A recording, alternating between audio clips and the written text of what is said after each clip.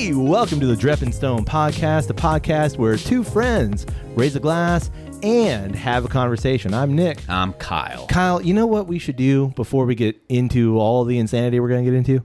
What? We should invite everyone to grab a drink along with us. I like it. Grab a glass. Ooh. Grab a drink. Like what kind of drink? Put the drink in the glass. Do you have to? Honestly, I don't know how you grab the drink. Well, what I mean is like you can drink straight from the can if you want. Sure. Or from the bottle. From the bottle. Yeah. Pop that cork. Start drinking. I've done it. I would not recommend it just in general, like as a general rule of thumb. Yeah. Because you want to taste it. Well, you know. Because I mean, listen, you pop that cork and you just like from the bottle, you're not really tasting it. And if it's backwash, what's that going to do to it?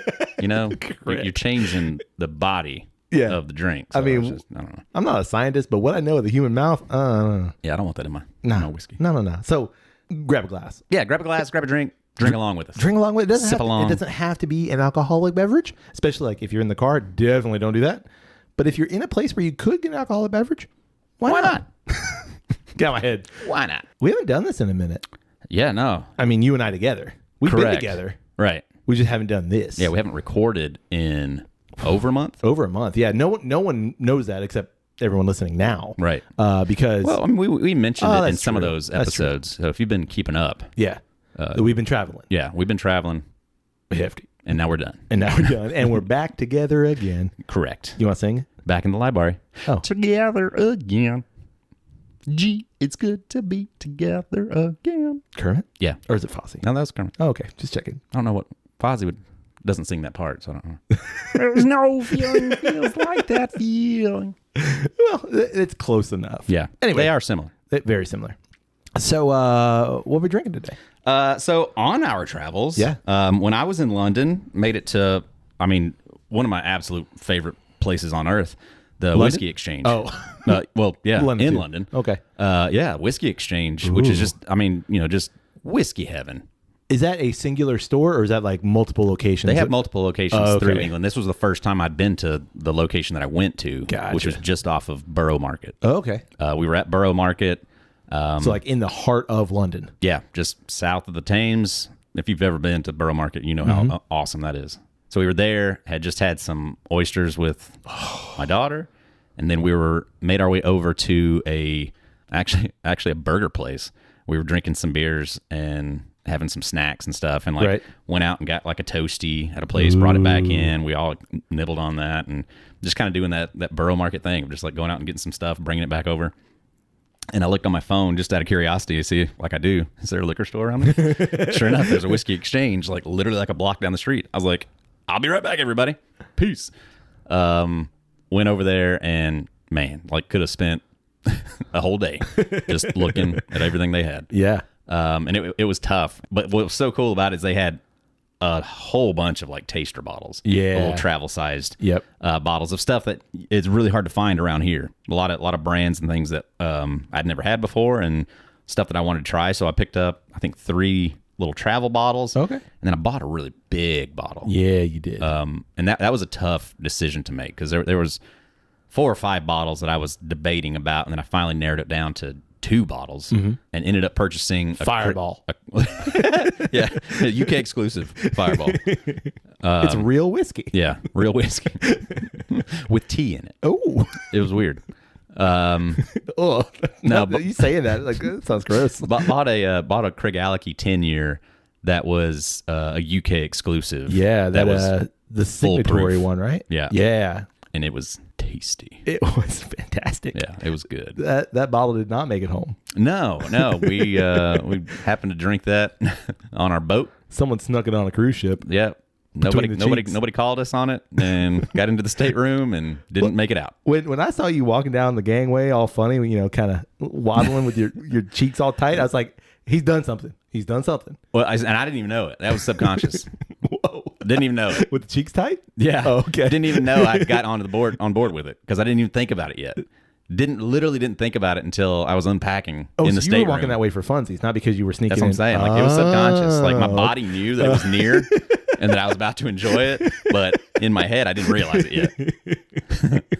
That's funny. So yeah, we got to the stateroom, started unpacking. I was like, oh shit. Yeah. That's on board. That's in my stateroom. Open it. Let's go. We go and drink it. Yeah, I mean, I was planning on bringing that thing home and like, slow drinking it for the next few months. Nope. Nah. 3 days. We days. opened it and we went through that sumbitch real quick. Yeah, and it was fantastic. It was great. We did not record it, obviously. No, we didn't even think about it. Nah. Didn't have the chance to. No. But that was a good bottle. it was rich. It was deep. Deep. A lot of depth to it. A lot of depth. It was like 120, I think. Or maybe was it that high? Yeah. It was high. It was up there. It was up there. But you'd cut it with an ice cube or two and like It was just fantastic. unfold all those layers. Yeah. It's one of those, like, to me, that bottle was a pure expression of this needs a bit of water. Like, it's great without it, but just a little drop of water, like you said, a couple of ice cubes, man. And that thing just opened up, and it was amazing. It took an already good pour and just pushed it over the top. It was fantastic. Yeah, it was 67.4. Whoa. So that was, what was that, 130? 34.8. Shit. And it was, man. It was It intense. kicked. Yeah. Neat. Like, I mean, just drinking it straight was tough. Yeah. It was good. But it was still good. You could still understand all the things that were happening, but they're all happening at the same time. And so when you dropped that ice cube in it unfolded and just slowed everything down. Yep. It was awesome. It was fantastic. But we don't have that anymore. Yeah, no, we drank all that. Yeah. Biggest cork I've ever seen in my life. That sucker was gigantic. It really was. So yeah, picked up some little taster bottles. Yep. One that I've always wanted to try. I think I have seen it once at a store. Yeah. But haven't tried it. Right. Wanted to try it. Saw it. Is the Ledaig. Ooh. Ledaig. Legit. Yeah, Ledaig 10-year. I'm going to spell it. Ledaig. There you go. Which is, like a lot of scotches are. It's Gaelic or Gallic, depending on how you want to pronounce it. And it means something like safe home, safe harbor, something like that. Safety first. Safety first. By Tobermory Distillery. Tobermory. That's on the Isle of Mull. Yeah. Says so. Oh, does right it? There. Yeah. Do you know where Isle of Mull is? No. How up to date are you on your Scottish geography? I know where Isla's at. Well, And I technically know where Jura is. okay, which is just northwest of Isla. Right. So go straight north from Isla Yep. and Tobermory. There you go. There you go. Or What- Isle of Mull. And what's those are the Hebrides. Hebrides. Yeah, so it's a Hebridean Scotch. Right. So, which is interesting when you think about like the Scotch regions. Like, where does that fit? Right. Again, some people put it in a Hebridean Scotch. Some people like it's part of the Highlands. the Highlands. It's not an Isla Scotch. Right. And neither is Jura, but it all kind of is in that same location, that same region. Aren't they trying to like create like a sixth? Yeah. The islands. The islands. So Yeah. again, like the Hebridean or the islands Scotches, Right. not to be confused with the Isla Scotches. So, Yeah. which makes sense. Although from what I understand, all of those Scotches are very similar or can be very similar in profile. Right. Let's get into it. It says right on the bottle, Rich Pete, Ooh. Smoke and Spice. It's my nickname in college. Rich Pete. Rich Pete? Smoke and Spice. Smoke and Spice. The whole Not thing? Rich- yeah, no. Just Smoke and wild. Spice. No, just Smoke and Spice. I looked it up. It's Safe Haven. Safe Haven. Ooh. Yeah. Ain't nothing like a little taster. I like a good summer scotch. Listen, because my travels took me to Ireland. Obviously, I drink a lot of Irish whiskey, which we'll talk about at some point. But man, like drinking Irish whiskey in the summer, I was like, this feels wrong, but also so right. But I'm okay with it. Yeah, because I mean, listen, it was like 55 degrees in the Irish summer, at least when I was where I was and when I was there. Right. So I was. So that's like winter in for it. Florida. Yeah, basically, and Yeah. it felt like fall. Felt in the right. best way. Yeah. Did you say the ABV? No, check this. Yep. ABV 46.3 Wow. on the 10-year here. 40, so 92.6. Yeah. Not bad. You said 10 year. 10-year. Yeah. Yeah, a little light in color, but not to be unexpected. Yeah. From a Scotch. Is it a single malt? Does it say that? Okay. Single malt Scotch whiskey. Nice. Good. Yeah. Good. Distilled, matured, and bottled in Scotland. I like by it. Tobermory Distillers Limited, Isle of Mull, Scotland. Beautiful. Yeah, I'd say light straw water. Nah, maybe like just straw water. I wouldn't go light. It's got a little bit of color. Yeah, it's not like the lightest Scotch I've ever seen. Definitely not. But it's not like certainly nowhere near bourbon. Yeah, and it like Peat Monster is clear. Sure. And it's not that. Yeah. On the nose though, man. Whoo, buddy. Yeah, man. Like I got it originally. Yeah. Peat. Sure. First sniff, but now already gone. I mean, it's there. It's like a smoky honey. Yeah, I was gonna say smoky honey, or like you walked by a campfire, like a campground.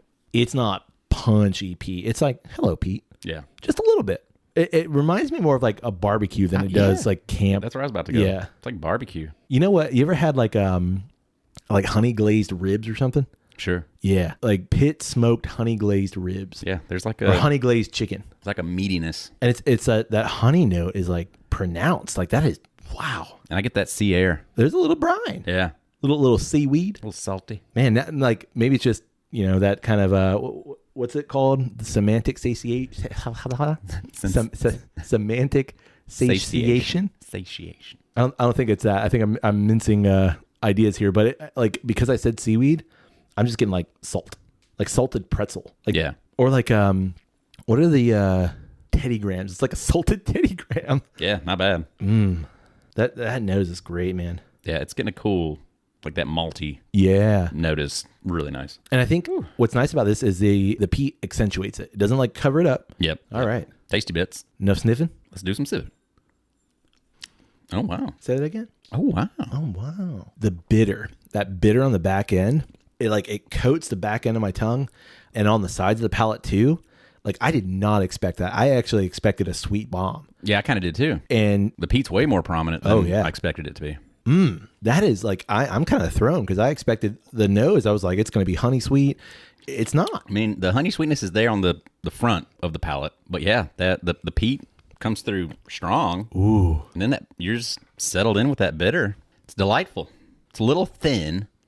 I'd like it to be a little more oily, but it's nothing that I would, it's like, I don't know, I kind of want to throw it against another peated, but I feel like it's like, this is like a really nice summer whiskey. I agree. It is thin. Like a lot of peated scotches to me run oily.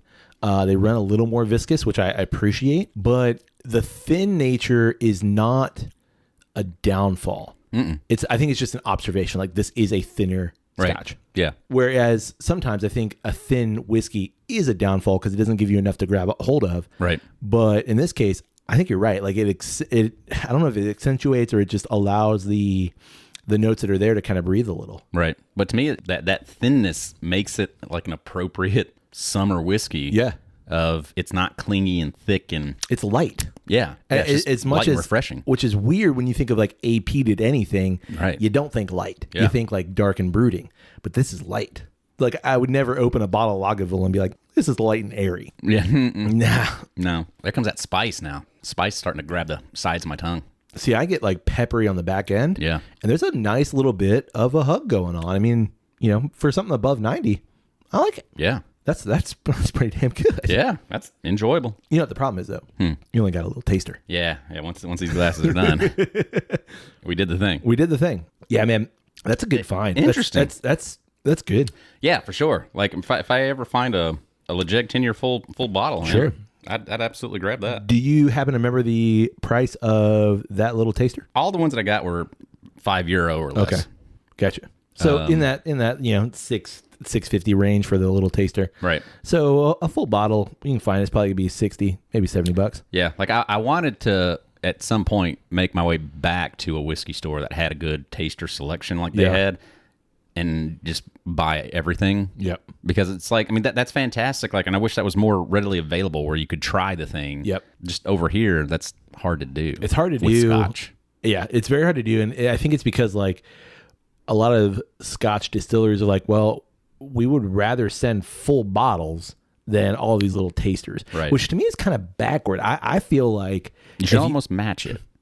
For every big bottle we'll send a taster. Enough. The same. If you believe in your product, yeah, the same milliliters. So we'll send 700 mils as little tasters, as many 700 mil bottles. I'm just saying bottle for bottle. Oh, okay. Let me taste it, and if it's good, like I'm saying, like I like that. Yeah. I'd go get a bottle of that. Like that's really good stuff. Well, and I think that there's got to be something, man. There's got to be something like with duty free or duty cost and excise tax that like doesn't make that as feasible. Right. Because when I was in Ireland, like there's a bunch of tasters that, had I known that I could have brought them the way that I could have, right, which I only knew in hindsight, man, I would have, unloaded. Just give me all of those. Yep. I went to one whiskey shop that had, probably 40 different bottles I'd never seen before as little tasters. Right. But I was like, I don't want to walk with all these little Clink, tiny clink, little, clink, clink, clink. So, but Yeah. had I known otherwise and known the ease of which it is to bring whiskey back, right, I would have done it. Right. But hey,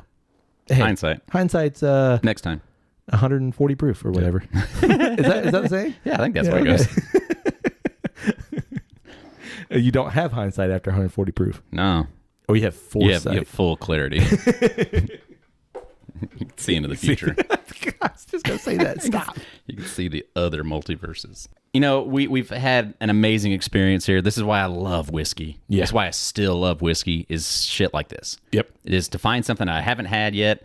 And now we've got like the knowledge and the ability to say like, all right, what's that similar to? All right, let's throw it against that. Absolutely. How do they connect? How do they communicate to each other? And you can see how they're similar, how they're different, and be able to assess. Yeah, no, I do like that. Yeah. Love it. And that comes from experience, like what you just said. Yeah. Like you could have that on its own, but unless you have this kind of Rolodex Right. to put everything against, you don't necessarily know that. Agreed. And I love that. I love that so much. But anyway, what do you want to talk about? Well, you and I just recently, as we kind of already teased a little bit, we just got back from, a huge vacation. Yeah, you haven't even been back a week yet. No, I haven't. No. Yeah. You've been back, what, about a week and a half? Week and a couple of days? Yeah. So we both did 3 weeks, basically. Mm-hmm. Not all of those, or some of that time we were together, some Yep. of that time we were apart. You went to different places that I didn't go to. I went to somewhere you didn't go to. Right. So I figured like, although I know us, and at some point, stories and various anecdotes and things are going to come out as we kind of just, go along our journey and through the podcast. We'll regurgitate it like Sunday morning. What? That's not a saying. No? I don't think I so. feel like it makes sense, though. Regurgitate it like 'cause Sunday Saturday morning? night, Oh, I Sunday see. morning.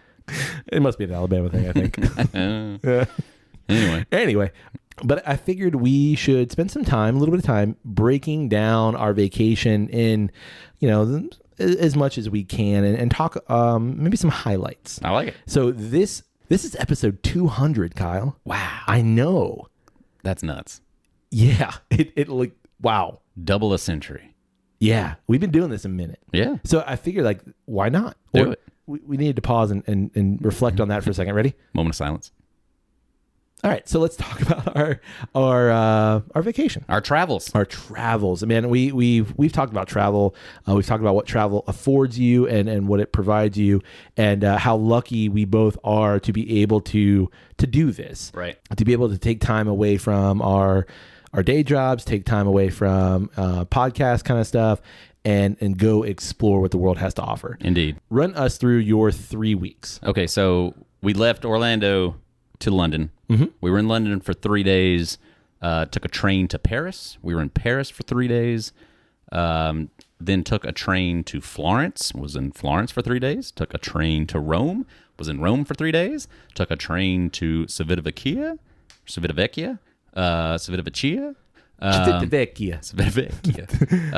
Hopped on a boat. Took a cruise around the Mediterranean and the Aegean. Went to Greece. We went to Naples. We went to Mykonos. We went to Santorini. We went to, I forget how they said it.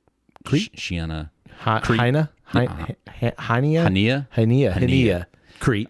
In Crete. Yeah. We came back, went to Milan. Spent a day in Milan. Caught a flight back to London. Stayed in London for a night. Made it back to the good old U.S. of Orlando.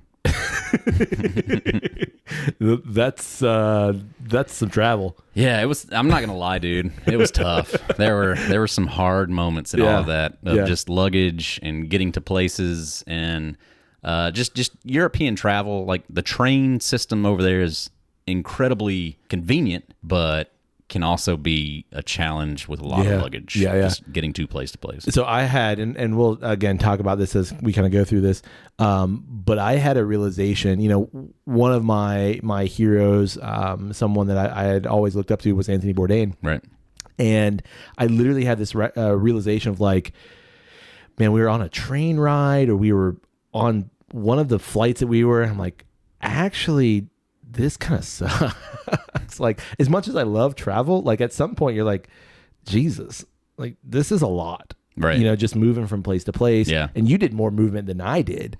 But like, another flight, another train ride, another this. Like the moments after that are fantastic. Yeah. For the most part. But it's those travel days that are like, whoa. Yeah. And I can see how, as glamorous as Insta Twitter makes all this travel look, like it's a lot. Yeah. And, we'll get into all that.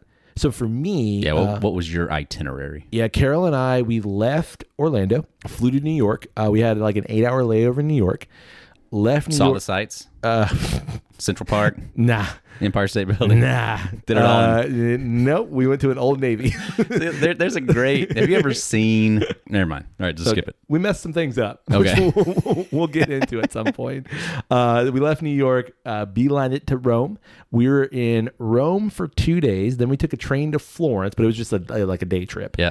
We actually saw you guys in Florence. Met some cool people. Yeah, met some cool people. Went back to Rome for another 3 days. Yeah. Hopped on a boat. Saw some other cool people there. Yeah. Also went to Naples and to Mykonos and to Santorini and then to Crete and then back to Civitavecchia and then separated from those people. Right. And Carol and I went to the Rome airport where we sat for another 6 hours and then hopped a flight to Ireland and to Dublin. To Dublin. We were in Dublin for 3 days, 3 full days. Left Dublin. Meet anybody there? There's a bunch of people from Dublin. Oh, okay. Yeah. We went through the Wicklow Mountains, which are like just outside of Dublin. You can see them from Dublin. On our way to a town called Carlow, which was honestly, there's like cool stuff there, but it was just because that's the hotel I picked. Right. And then from there, we went down to Kilkenny, which is a little bit further south of that.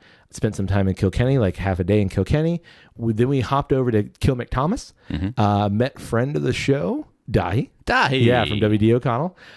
Incredible. I know. It was a lot of fun. We'll talk about that at some point. We left there, went to Killarney. I've heard they have a cool Christmas there. Christmas in Killarney. Yeah. They also celebrate the 4th of July. No kidding. Yeah, like apparently hardcore celebrate the 4th of July. So much so that like we left that morning out of Killarney. On the 4th? Maybe it was the 4th. No, we left the 3rd, but on our July 4th, so their July 4th too, obviously, that's Time. Gregorian calendar works. Right. I guess there's like a huge party in Killarney. No kidding. Just because like the people in that part of Ireland are like, that looks like drunken fun. Let's do that and like blow up thumbing their nose at the UK kind of a thing. I think so, maybe. I mean, the Irish independence is not that old. Like it's it's like 80 years old, give or take at this point. Right. So it's relatively recent. But also thinking about it, like we celebrate St. Patrick's Day for what reason other than it's drunken fun. Yeah, for sure. So checks out. It makes sense. And then we went to we left Killarney and then kind of drove through Limerick and then stayed outside of Dublin and then Dublin Airport and to Boston, did a layover in Boston and then back here. Woof.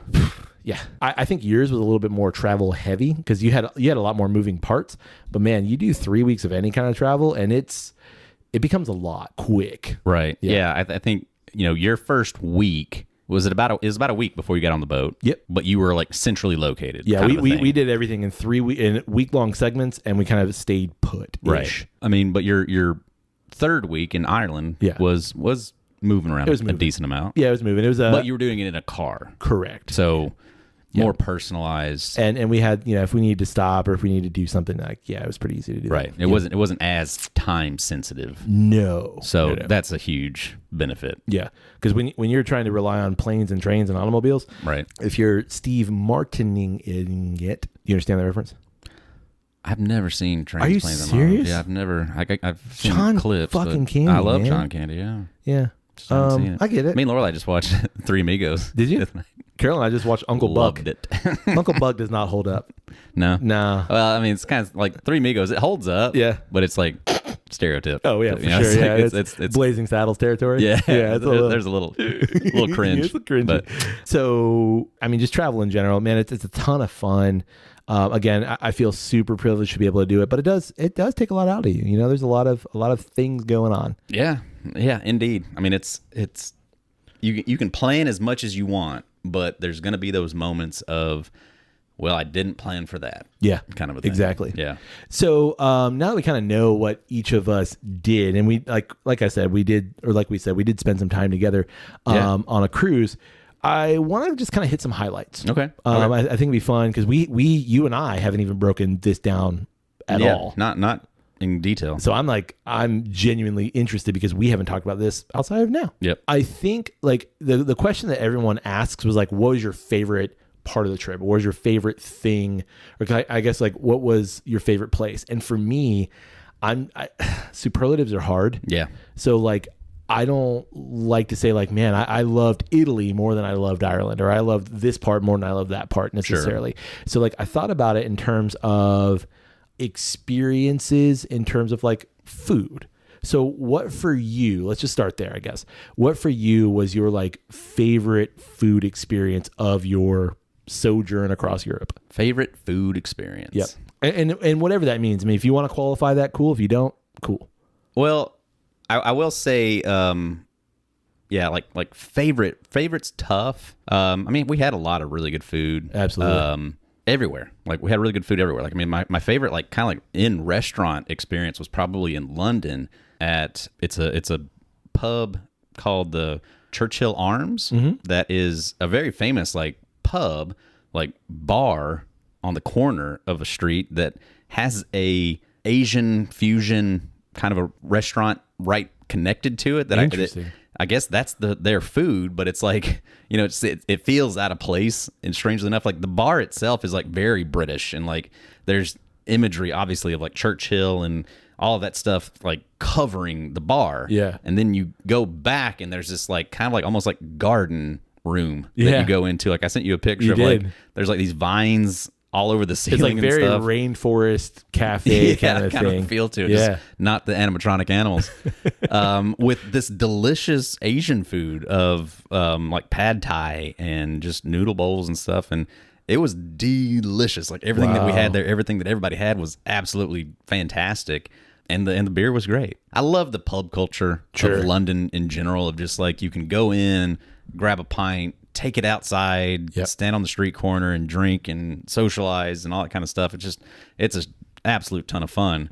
That was probably my favorite in restaurant experience. But when we arrived to our Airbnb in France, in Paris, we were running late, and our host knew that and legit went out and bought and prepared for us a meal. Wow. That's fantastic. Yeah, like oven roasted chicken and potatoes and amazing bread and just the whole thing. Like had it all ready for us, and like all we had to do was plate it. And that was honestly probably like my favorite like food experience, just because it was like there was so much hospitality that went behind it. Yeah. That was unexpected from every one of us, that it was just like shocking but absolutely delicious. And we were having this like home cooked meal in Paris, France. Wow. Was super cool. That's awesome. How about for you? So our first day in Rome, Carol and I booked this place. Honestly, it was like a 3 or 4 minute walk from our Airbnb. It's called Cafe Roscioli, and it was incredible. You know, I thought initially like the food was just insane. It's a Salumeria, so it's a deli counter basically. Right. And around 7 p.m. every night, it turns from deli counter into restaurant. Right. And initially, like when we went, everything was just insanely like top notch, over the moon, just amazing. Food wise, service wise, it was incredible. So at first I was like, okay, it's just because it's the first time I'm in Italy eating meal. I'm just getting overwhelmed. Exactly. But we went back, which is unlike us to like go back to a place once we've done it. Same week. Yeah, like we'll do that with like coffee shops or things that like we like that coffee shop, but rarely for like dinner food. Right. But we went back and had another just incredible experience. Wow. So, which is a testament to how good that place is. Right. It's kind of there in the heart of Rome, like maybe 10 blocks from the Pantheon. If you know that Rome, I know you do, but if you know that Rome area at all, it's pretty easy to get to. Right. And it was incredible. That's awesome. We did the kind of Rome thing, got cacio e pepe, got carbonara, got like a bunch of different kinds of meats and desserts, and it was insane. Got to use my Italian, mince that a little bit. And Grazie. And then when they went, okay, you're American. Right. Then they were speaking English and everything was good. But they made us feel just awesome. Yep. It was just such a good experience. We got to throw a honorable mention to the steak that we had in Florence. Oh my God. Yeah. So if you don't know this, there's a cut of steak. It's basically a porterhouse. It's basically what it is. That's the cut, but it's like an extra thick porterhouse, like double inch cut. and a half. Yeah, dude, I'm gonna say 2.5 inches. Yeah. Like that sucker was thick.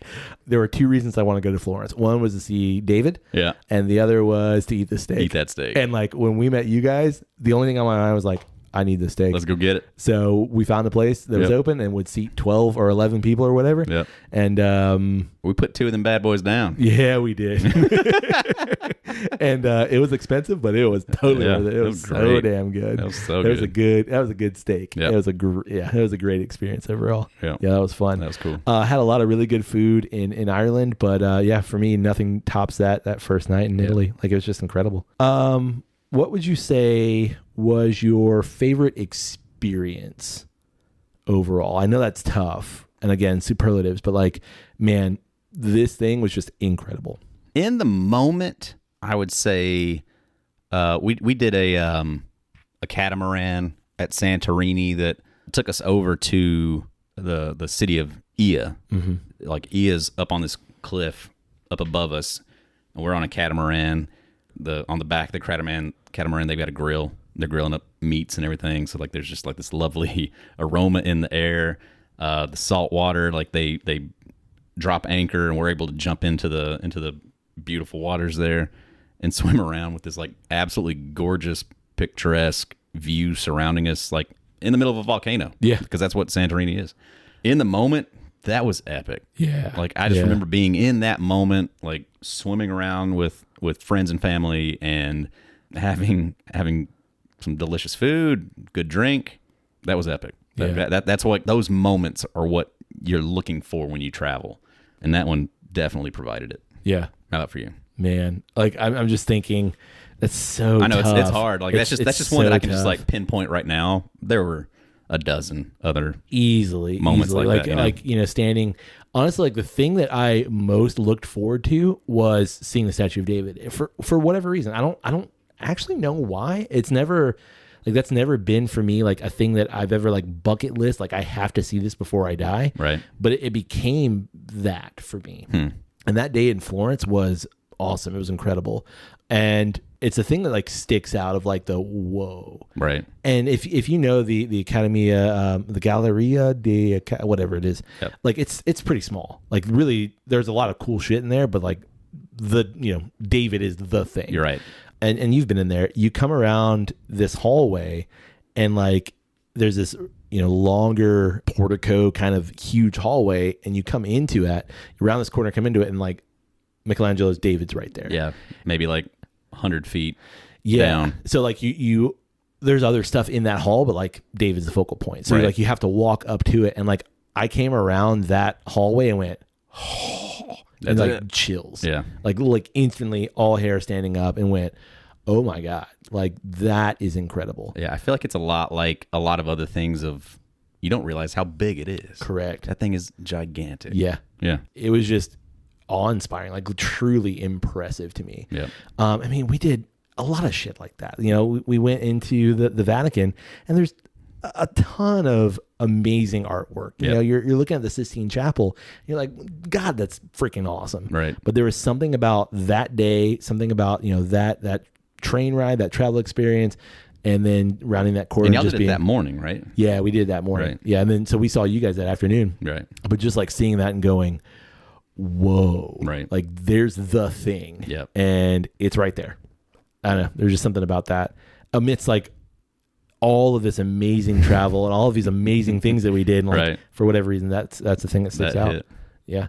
Just in interest of time, I say we might have to 2-part this one, man. Well, I mean, I think there's enough that we've got within that mammoth vacation that we could certainly save. Oh yeah. Save some more. Because like I've got some things to discuss. Yeah.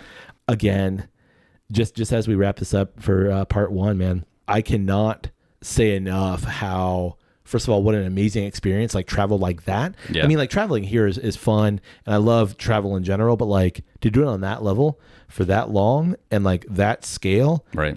not only do I feel immensely privileged, but I'm also just like, whew, Yeah. how do you qualify and quantify all of that? Right.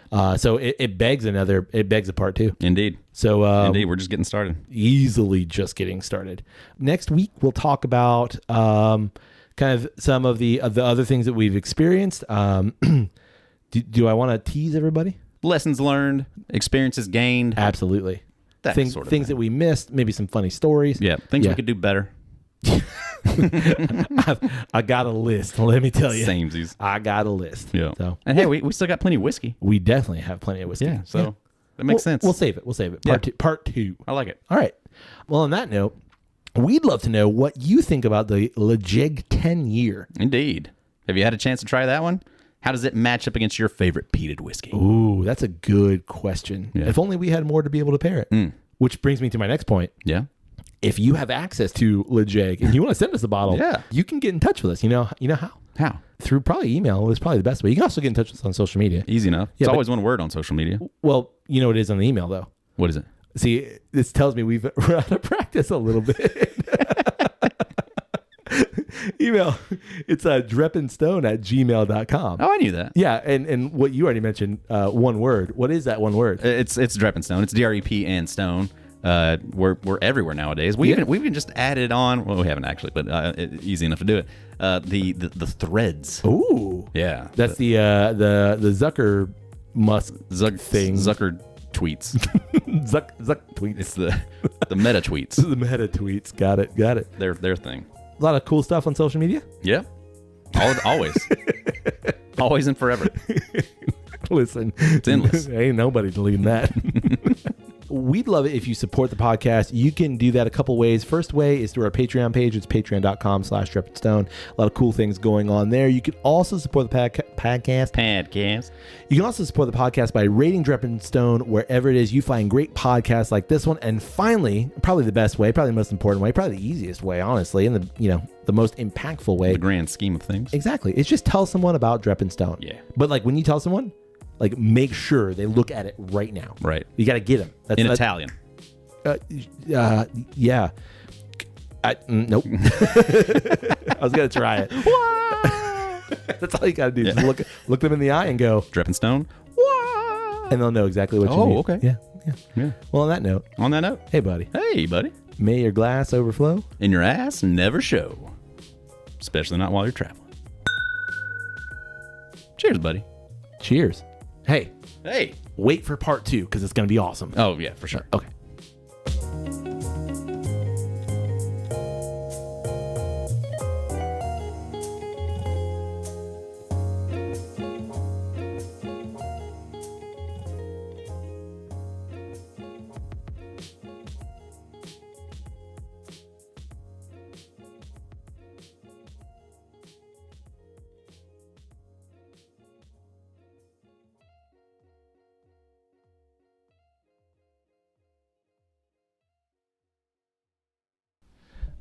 This feels good. Feels foreign yet familiar. I know. It's like we haven't done this in a couple weeks. Right. But it feels like we just, jumping right back in. Yeah. You know what I mean? Totally. It's like going back to school. First day. Why would you Sorry. bring it up? I know. Why- I didn't think about it until I'd already said it. I know. My bad. I figured I was like, hey, if I did not get that correct earlier and I did it now. If I already did get it correct, I'm taking this out. Let's get a video of it. Oh, you and every politician. So sorry. Well, we when I mean butter biscuit, I don't mean like grandma's southern butter biscuit. I mean like Walker's shortbread butter biscuit, right, from Scotland. Right. Yeah. Okay. I just want to make that clear. Right. Like you took some Kerrygold and just rubbed it on your tongue, buttered, and then you nibbled a bit. Sure. I mean, how you've mixed countries, so I don't know if I want to be associated with that. Now that I think about it, like we've just done pissed off somebody. So now that I watch that, is crazy, and that's like some of those things are just like, man, like just the knowledge of that. You can also find us on the golf course in about like 15 minutes. Yeah. Well, we can chalk it up to one word: butter. American. Oh yeah.